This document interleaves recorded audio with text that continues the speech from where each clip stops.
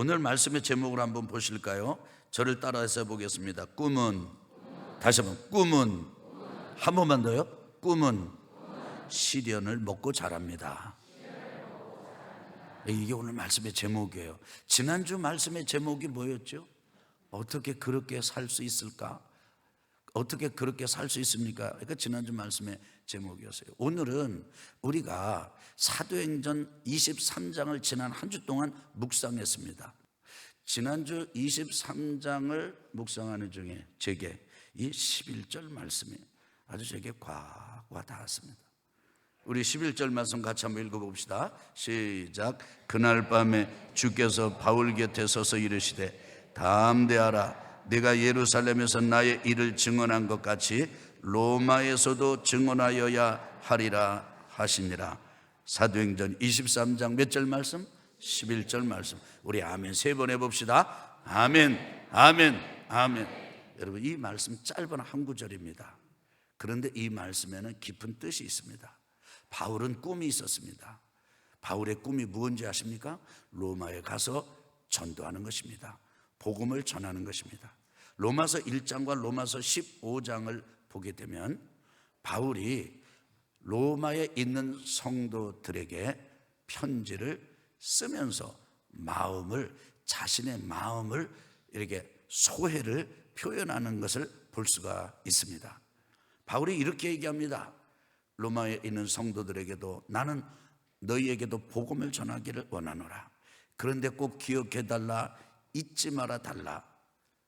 내가 여러분들에게 여러 차례 가고 싶었다. 그렇지만 여러 번 가고자 했지만 길이 막혔다. 길이 막혔대. 바울이 로마에 가서 전도하고 싶은 꿈이 있었습니다. 하나님의 뜻이고 하나님의 비전에 맞는 것입니다. 하나님 나라를 위해서 가진 꿈이었습니다. 비전이었습니다. 그런데 여러 번 막혔습니다. 그러니까 너무 가는 길이 막히고 꿈이 막히니까 바울이 두 가지를 했습니다. 첫째는 뭐냐면 자기가 1차 전도여행, 2차 전도여행을 통해서 전도하고 길러낸 사람들, 일꾼들을 미리 로마로 보내는 것입니다.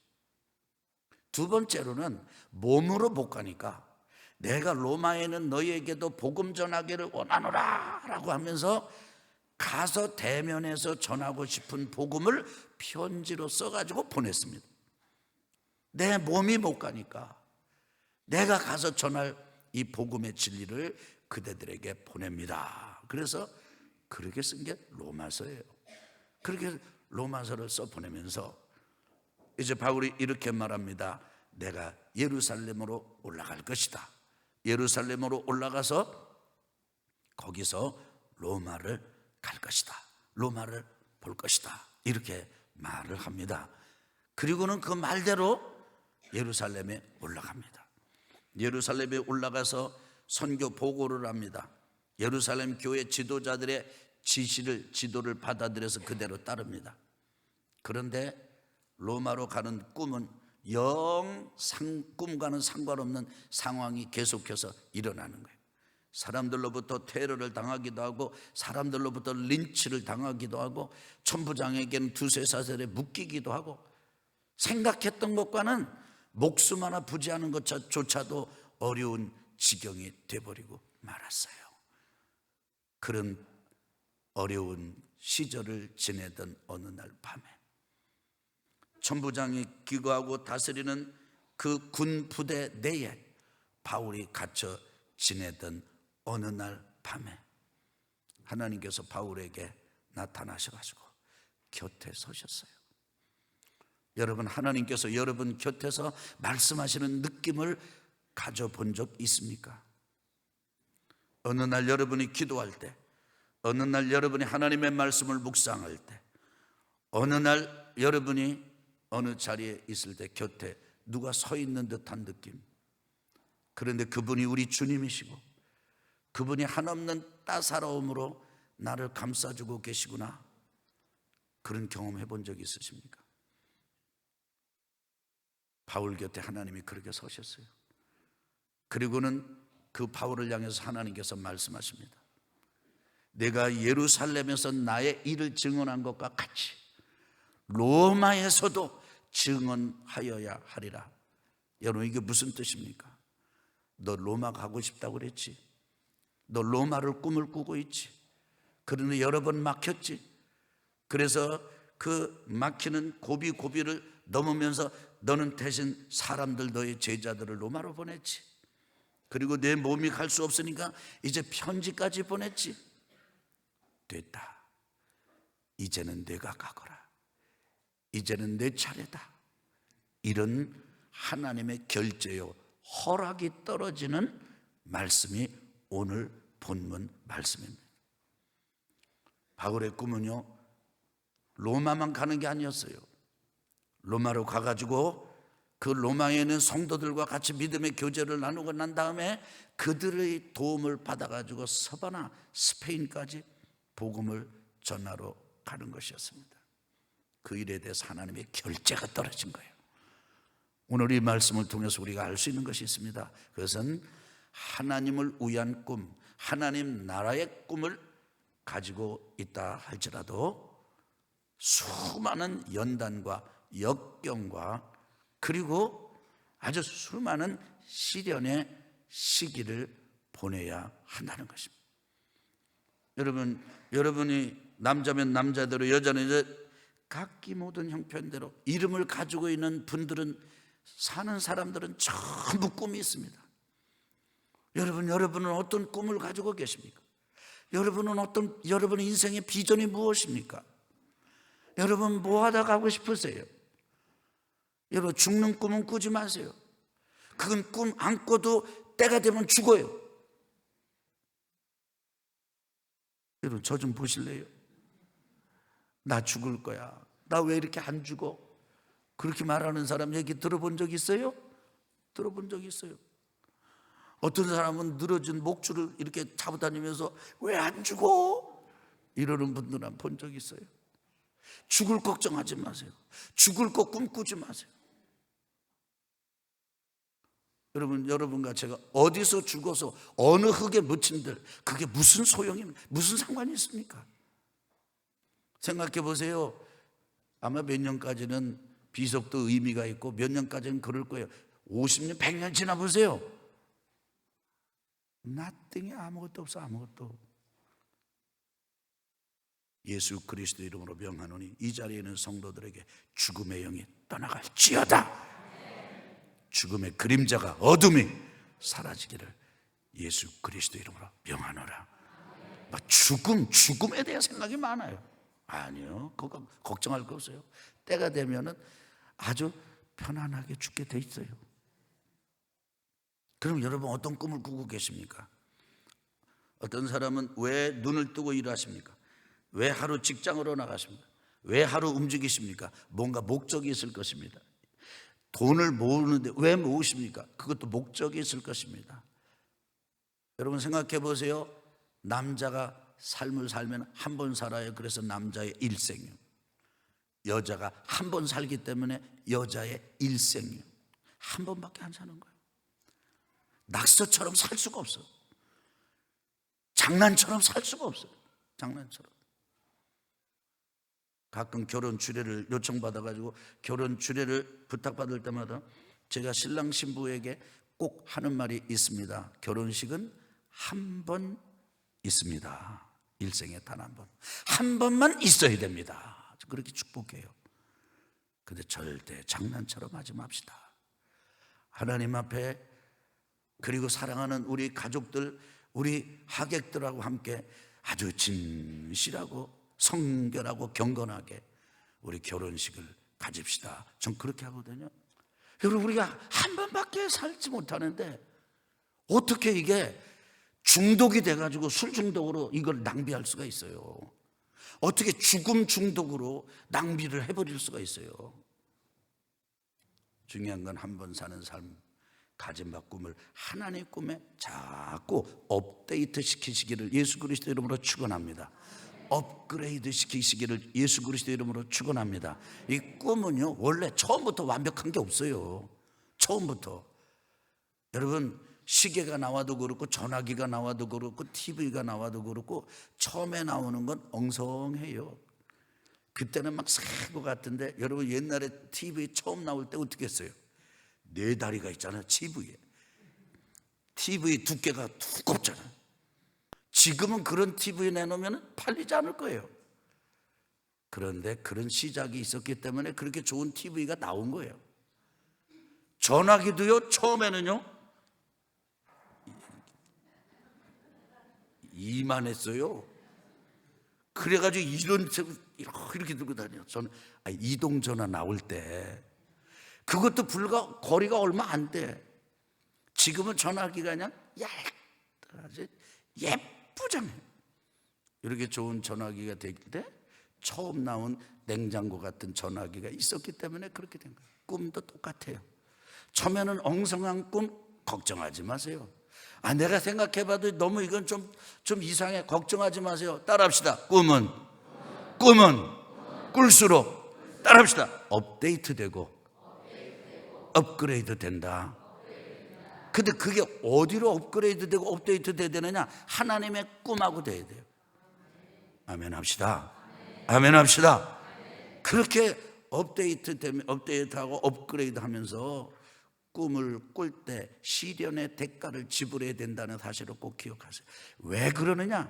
그동안 우리는요 숙성해집니다. 성숙해집니다. 여러분 아주 그 시련의 대가를 지불하는 동안에 아주 꿈이 푹 익는 거예요. 설 익는 게 아니고 진짜 익는 거예요. 한번 해볼까요? 꿈은 시련을 통해서 익어갑니다. 그러니까 꿈은요 현실로 성취되기에는 반드시 시련의 과정을 겪어요. 그 첫 번째가 뭐냐면 거절이에요. 거절. 사람한테 거절당합니다. 그리고 여러분 아십니까? 하나님의 꿈을 꾸는데 하나님으로부터 거절당합니다. 하나님이 응답을 안 하셔. 하나님이 결정을 안 내리셔. 그래서 그 과정이 거절당하는 기간이 있어요. 기가 막힌 거절은 다윗이 경험했습니다. 어떤 거절입니까? 그렇게 성전을 짓고 싶은 거예요. 그런데 다윗이 짓지 못했어요. 누가 지었습니까? 아들이 지었습니다. 그러면 다윗의 꿈은 의미가 없는 것입니까? 아닙니다. 다윗이 꾸었기 때문에 아들이 한 거죠. 하나님이 거절하셨어요. 모세를 향해서 하나님께서 이렇게 말씀하십니다. 너 저 비스간 꼭대기에 올라, 비스가산 꼭대기에 가라. 저 요단 건너 들을 바라보아라. 가나안 땅을 다 보여준 다음에 너는 들어가지 못한다. 허락하지 않았어요. 누가 들어가게 했어요? 여호수아를 통해서 들어가게 했어요. 그럼 모세의 꿈은 의미가 없는 것입니까? 아닙니다. 모세가 꾸었기 때문에 여호수아가 들어간 것입니다. 그래서 여러분 신앙생활은요 며칠 하는 게 아니에요. 신앙생활은요 영원히 하는 거예요. 우리 아멘 좀 합시다. 우리 속 시원하게 한번 해봅시다. 아멘. 그래요. 여러분 우리가 충성하고 가면 우리의 자녀, 우리의 손자들이 복을 받는 것이에요. 우리의 꿈이 100% 성취되지 않았더라 할지라도 그 꿈은 이루어질 것이에요. 그래서 하나님으로부터 거절당한다고 해서 낙심할 거 없어요. 이런 거절을 당할 때가 있어요. 아니 바울이 그렇게 로마 가고 싶은데 길이 여러 번 막혔대. 누가 막았겠어요? 하나님 막으셨어. 두 번째로는 비방의 대가입니다. 비방은 헐뜯는 거예요. 꿈을 꾸었기 때문에 헐뜯어요. 꿈 없이 그냥 이리저리 휩쓸려 사는 사람 욕은 안 먹을지 몰라도 이루는 것은 없습니다. 대개 보면 일을 하는 사람이 욕을 많이 먹지요. 그렇지 않습니까? 그런데 여러분 기억하십시오. 그 비방 바울의 경우를 보니까 바울을 지난주 말씀 묵상하는 23장에 보니까 대제사장에게 가가지고 저 바울 천부장 부대 내에 있는데 그거 좀 불러올리시오. 뭐 조사할 게 있다고 좀 부르세요. 그럼 그 중간에 우리가 바울을 쳐 죽이겠습니다. 우리는 바울을 죽이기 전에는요 먹지 않을 거예요. 요렇게 모인 사람이 40명이 넘어. 야, 사람들의 이 증오, 이 분노, 이 적대감 대단하죠. 그런 비방과 그런 방해와 그런 공격을 바울이 받았던 것이에요. 그런데 그것이 하나님께서 다 무너뜨려 주셨어. 또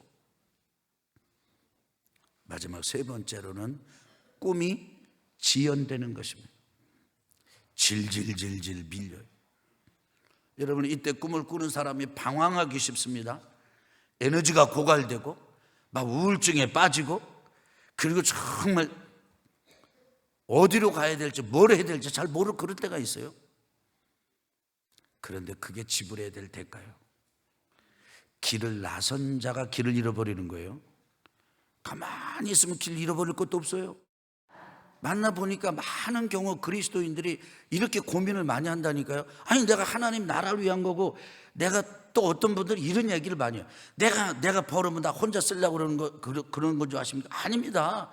나 우리 좀 애들 좀 이렇게 뒷바라지하고, 나 인간답게 좀 이렇게 어디 가서 굽히지 않고, 그리고는 나 지옥을 위해서 다 할 거고 이웃을 위해서 다 할 거고.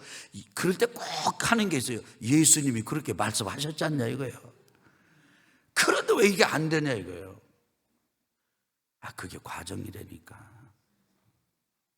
여러분, 크게 망한 사람은요, 크게 망한 게 재산이에요. 뭐라고요? 크게 망한 게 재산이에요. 그거 절대 손해가 아닙니다. 그렇기 때문에 지금 여러분과 제가 거절을 경험하고 비방을 경험하고 질질질 지연되는 지체와 지연을 우리가 대가로 지불하는 한복판에 있다 할지라도 절대 잃어버리지 말아야 될 게 있어요. 하나님이 바울 보고 첫 번째 하시는 말씀이, 이렇게 결제하시고 허락하시면서 하시는 말씀이, 따라합시다. 담대하라. 뭐 하라고요? 담대하라. 이 담대하라는 말을 딱 바꿔보니까 무슨 말이냐면, 따라합시다. 용기를 내라. 용기를 가져라. 사랑하는 우리 산부 예배에 오신 성도 여러분, 여러분의 인생의 꿈이 어디쯤 있습니까? 어느 만큼 성취되었습니까? 혹시 거절의 늪에 빠지셨습니까? 비방의 화살을 맞고 계십니까? 지연에 아주 그 오도 가도 못하는, 어떻게 해야 될지 모르는 방황의 길에 있습니까? 바로 그때 필요합니다. 용기가 필요합니다. 버티는 용기가 필요합니다. 나아가는 용기가 필요합니다. 근데 그 길은 주님과 함께, 말씀과 함께 할 때만 가능해요. 하나님이 곁에 서주시는 것을 내가 느낄 때 가능한 것이에요. 그래서 제가 여러분에게 말씀드리는 거예요. 새벽 기도 하시라고. 그래서 말씀드리는 거예요. 말씀 묵상하시라고. 자동차가 가다가 쿨컥쿨컥 하고 서면은 기름 떨어진 겁니다. 기름 넣으면 다시 갈 수 있어요. 이거 마찬가지로 성도들은요, 하나님의 말씀이 영혼의 양식이에요. 에너지예요. 힘이에요. 영감이에요. 여러분, 놀라지 마세요. 우리가 하나님의 말씀을 주님과 함께, 말씀과 함께 묵상하다 보면요, 지혜가 막 생겨요. 그리고 막 힘이 생기는데 뭔가 될 것 같아. 지금 지연되고 있는 게 분명하고, 지금 비방의 화살이 날아오는 게 분명하고, 지금 거절당한 늪에 빠져가지고 점점 들어가는 게 분명한데 내 속은 불이 붙었어요. 내 속은 타고 있어요. 뭔가 될 것 같아. 뭔가 내 이름 바뀔 것 같아. 그래서요, 달이 바뀔 때 기분 좋은 사람, 복 있는 사람입니다. 해가 바뀔 때, 야, 올해는 뭐가 좀 좋은 일이 일어날 것 같아. 그거 복 있는 성도예요. 시냇가에 심은 나무가 바로 그렇거든요. 오늘 이 은혜가 여러분 모두에게 있기를 예수 그리스도 이름으로 축원합니다. 축원합니다. 아멘. 우리 하나님 앞에 영광 돌리는 박사님. 아멘.